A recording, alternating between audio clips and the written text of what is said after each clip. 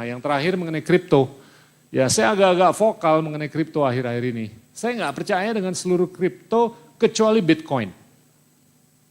Kenapa? Karena secara filsuf, Bitcoin itu adalah manifestasi yang menyambungkan sesuatu yang bisa lintas ruang dan sesuatu yang lintas waktu.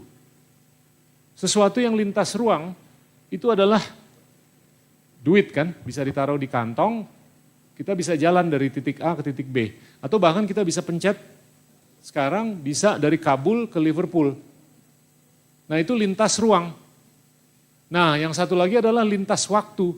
Lintas waktu itu adalah dia tidak terdeflasi, nilainya nggak berkurang. Yang paling tidak berkurang itu adalah emas kan.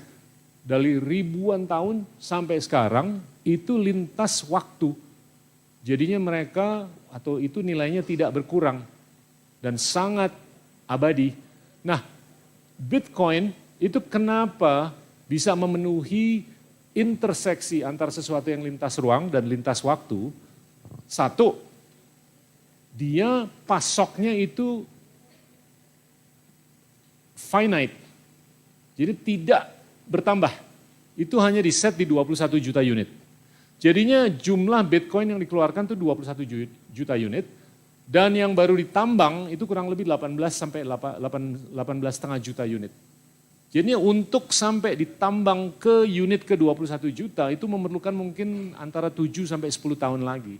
Sehingga pertumbuhan jumlah pasok Bitcoin per tahun itu nggak lebih dari 1 sampai 1,4%. Itu hampir sama dengan pertumbuhan pasok emas.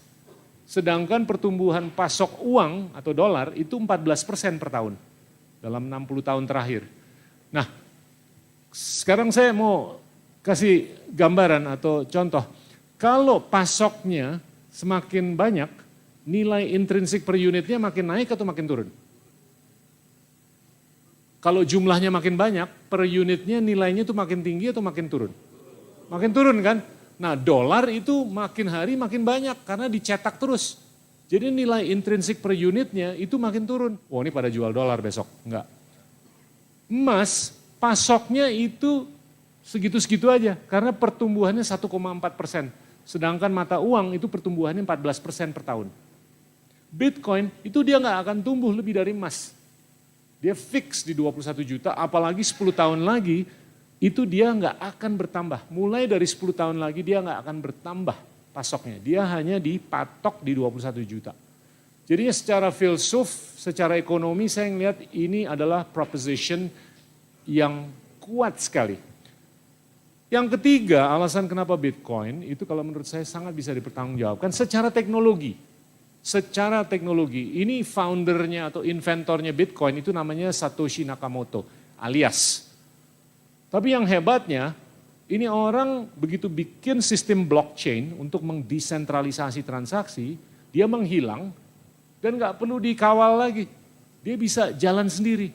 Dan ini jalan sendiri dari tahun 2008 sampai sekarang. Sedangkan kripto-kripto lainnya, apakah itu Doge, apakah itu Ethereum, apakah itu Solana, dan lain-lain, itu dia perlu di-root.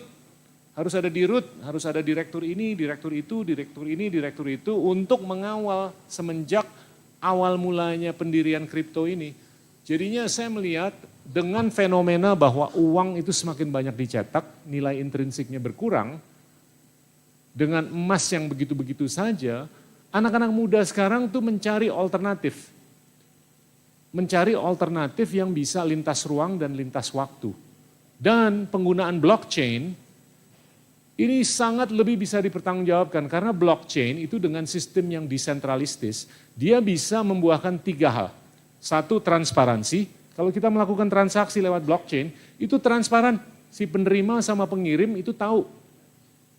Dan yang kedua, real time, instan.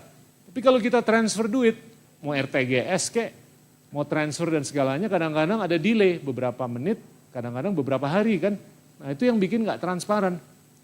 Nah yang ketiga nggak akuntabel. Kalau kita transfer dari Semarang 1.000 perak sampai di Banyuwangi, kok cuma 900, kita ke cabang di Banyuwangi, kok ini yang diterima cuma 900, terus tellernya atau pegawai banknya juga nggak bisa memberikan penjelasan. Nah anak-anak muda sekarang tuh nggak suka dengan fenomena seperti itu.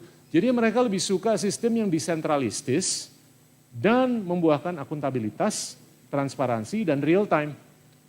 Selama dolar dan mata uang lainnya itu terus-menerus dicetak, selama tidak ada transparansi, selama tidak ada akuntabilitas, selama tidak ada real time, saya rasa Bitcoin itu akan semakin laku ke depan.